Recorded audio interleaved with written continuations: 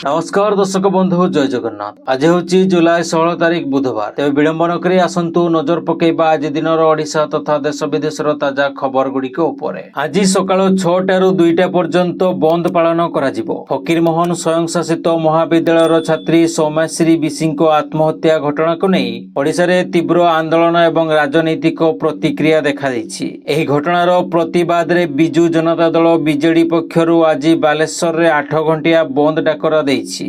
सकाळ 6टाରୁ दिन 2टा पर्यंत एही बंद पालन कराजिबो। सौम्याश्री बिशी यौन निर्यातना एवं अपमान रो शिकार होइथिबा अभियोग होइछि। एही निर्यातना सही न पारी गत 12 जुलाई 2025 रे से आत्महत्या करथिले। भुवनेश्वर एम्स रे चिकित्साधीन अवस्था रे सोमवार राति रे मृत्युवरण करिसेंती। ए घटना को बीजेडी आत्महत्या नुहे बरं सरकारी अवहेला एवं व्यवस्थार विफलता द्वारा प्रयोजित हत्या बोली अभियोग करिछि। सेपटे आसंता 17 तारिख रे ओडिशा बंद डाकरा दिया जाइछि। 17 तारिख रे ओडिशा बंद डाकरा देइछि ओडिशा कांग्रेस। बालेश्वर एफएम कॉलेज छात्री आत्महत्या एवं मृत्यु घटना को नै ही डाकरा दिया जाइछि।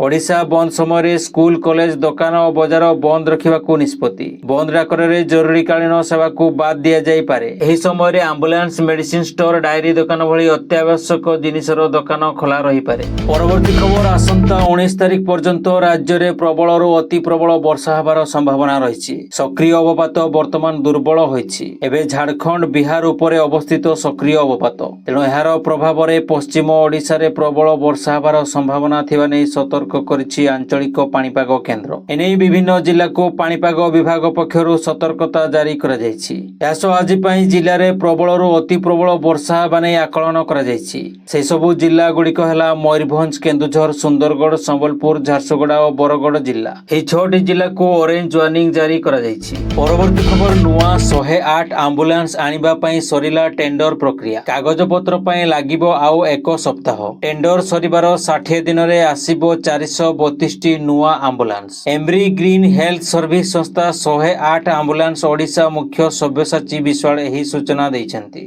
राज्य रे 108 एम्बुलेंस रो स्थिति दयनीय थिबा अभियोग हेउतला। वर्तमान राज्य रे 860 टी 108 एम्बुलेंस गडुछि। सेथिरु 420 टी एम्बुलेंस ददरा अवस्था को आसीगलाणी। परवर्ती खबर केंद्र सरकार एक गुरुत्वपूर्ण निष्पत्ति नैछंती जहा रोगी को बड़ आश्वस्ति देव।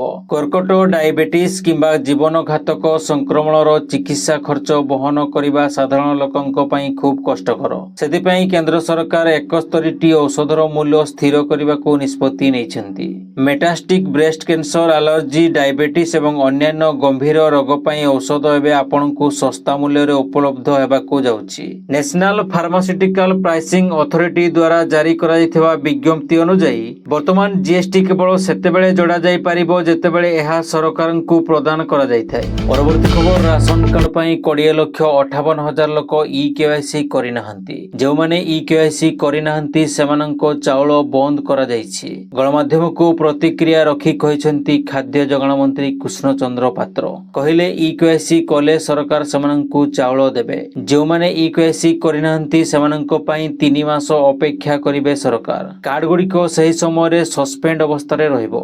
जदि एही समय रे ई केवाईसी न करंती तेबे कार्ड गुड़िको काटी देबे सरकार। नेटवर्क समस्या जेउ जिल्ला मानंकरे थिला सेठारे सरकार नेटवर्क व्यवस्था करिसंती। बूस्टर मध्य लगाइसंती। तथापि जदि होय नाही सेमाने जिल्ला केंद्र रे आसी आवेदन करि परिबे बोली मंत्री कहिसंती। ई केवाईसी जेउ मानंकर होय जाईछि सेमाने चाउल पाइबे। 5 वर्षरो अधिक बयस पिला माने राशन कार्ड रे शामिल हेबे। परवर्ती खबर भारत सरकार नेले बड़ निष्पत्ति कमी जीवो विद्युत बिल। प्रति मासरे बढ़ुथबा विद्युत बिल को नै असुविधार सम्मुखीन होउथबा व्यक्तिंको पई एहा एक आश्वस्तिकर खबर। भारत सरकार कोयला आधारित विद्युत केंद्र पई फ्लू गैस डीसल्फराइजेशन नियम रे गुरुत्वपूर्ण परिवर्तन करिसंती। जहा द्वारा आगामी समय रे विद्युत मूल्य प्रति यूनिट 25 पैसा रु 30 पैसा ह्रास पाइबो।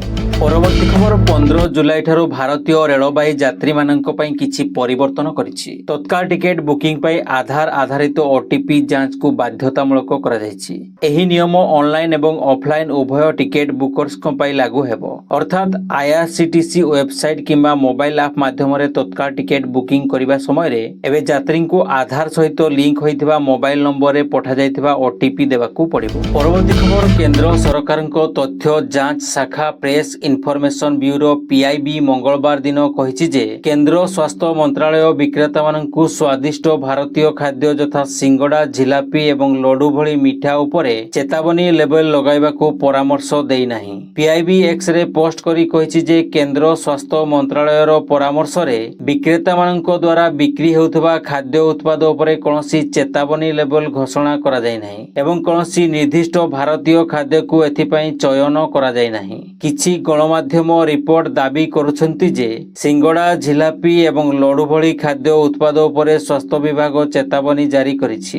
पीआईबी सरकारक द्वारा जारी करा जायथिबा एक साधारण परामर्श रे प्रत्येक खाद्य उत्पादन रे थिबा फैट एवं मात्राधिक सुगार प्रति लोकंकु सचेतन करिया पई एक व्यवहारिक प्रेरणा बोली कहिथिबा किंतु एथिरे कोनोसी निर्दिष्ट खाद्य पदार्थ विषय रे कुहा जाय नाही। पीआईबी आगकु मध्य कहिछि जे एही परामर्श कार्यस्थल रे सुस्थ विकल्प एवं लोकंकु सुस्थ खाद्य एवं जीवन यापन प्रति अतिरिक्त तेल एवं चीनी कमाइबा पई स्वस्थ जीवन बाछिबाकू अनुरोध करे।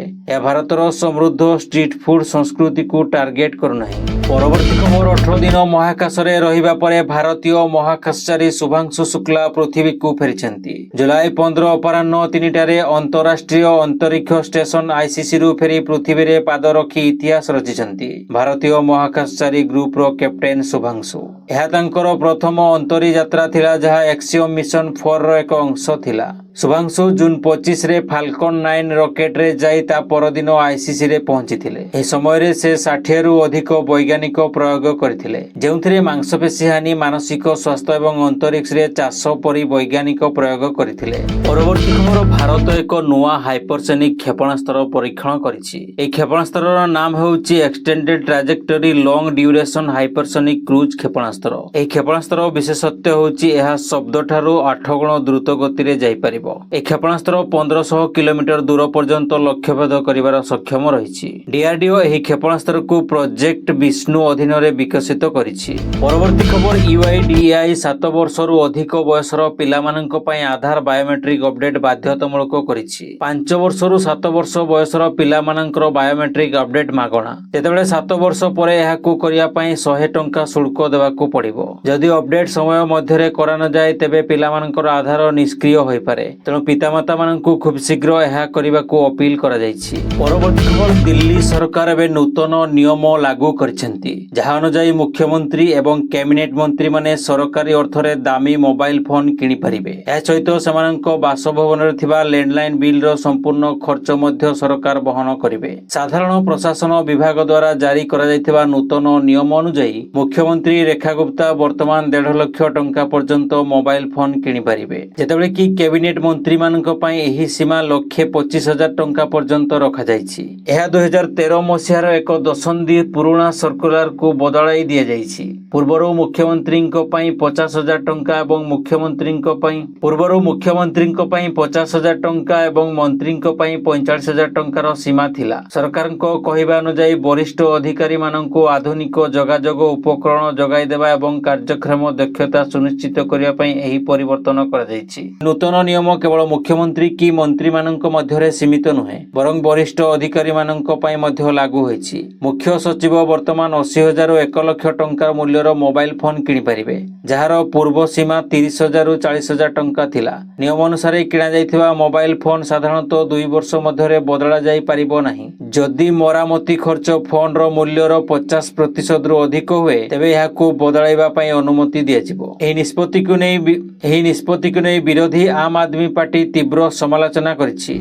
परवर्ती खबर एयर इंडिया रो विमान दुर्घटना संपर्कित प्रारंभिक तदंत रिपोर्ट रे विमान किंबा एहार इंजिन रे कोनोसी मेकानिकल बा रक्षणाबेक्षण संबंधी त्रुटि मिली नाही बोली एयर इंडिया रो मुख्य कार्यनिर्वाही अधिकारी सीईओ कैम्बेल विल्सन सूचना दैछंती। तेबे एही दुर्घटनार प्रकृत कारण जानिया पई अधिक तदंत जारी रहिछि बोली से सूचना दैछंती। दर्शक बंधु चैनल टी को जदि एबे जाय सब्सक्राइब करि नाहंती तेबे सब्सक्राइब करि पाखर थिबा ऑल बेल नोटिफिकेशन आइकन टी को दबाई दियंतु जहा फल रे प्रत्येक दिन सर्वप्रथमे आपण ताजा खबर गुडी को जानि परिबे एवं वीडियोटी आपण केउ जिल्ला रो देखुछंती कमेंट माध्यम रे जणांतु।